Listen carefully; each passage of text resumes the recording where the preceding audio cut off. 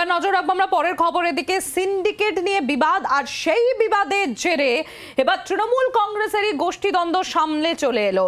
Rod দিয়ে মাথা ফাটিয়ে দেওয়ার অভিযোগ উঠেছে এবং শুধুমাত্র তাই নয়, এই ঘটনাকে কেন্দ্র করে তৃণমূল কংগ্রেসেরই এক পক্ষ আর একাংশের বিরুদ্ধে অভিযোগ আনছেন। জ্যাংড়া 2 নম্বর পঞ্চায়েতের সদস্য, তাকে লোহার রড দিয়ে মেরে মাথা ফাটিয়ে দেওয়া হয়েছে বলে অভিযোগ।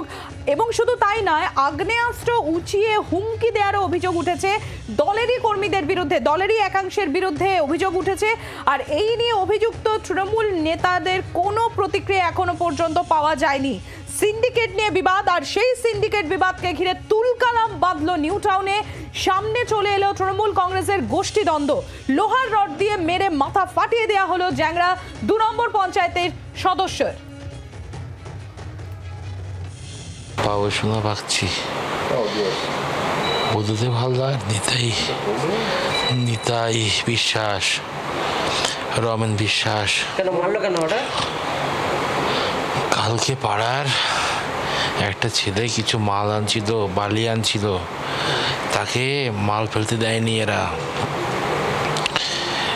দেওয়ার পরে তাকে মারধর করেছে।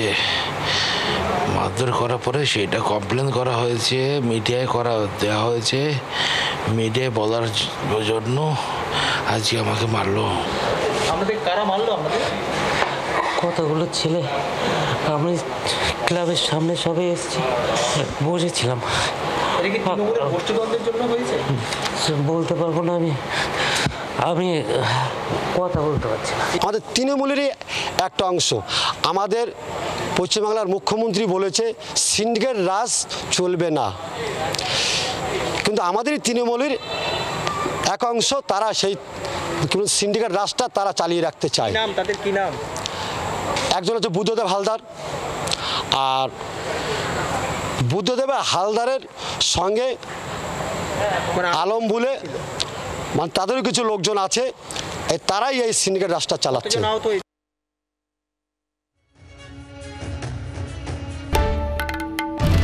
বাংলার আওয়াজ, বাঙালির আবেগ, জি 24 ঘন্টা।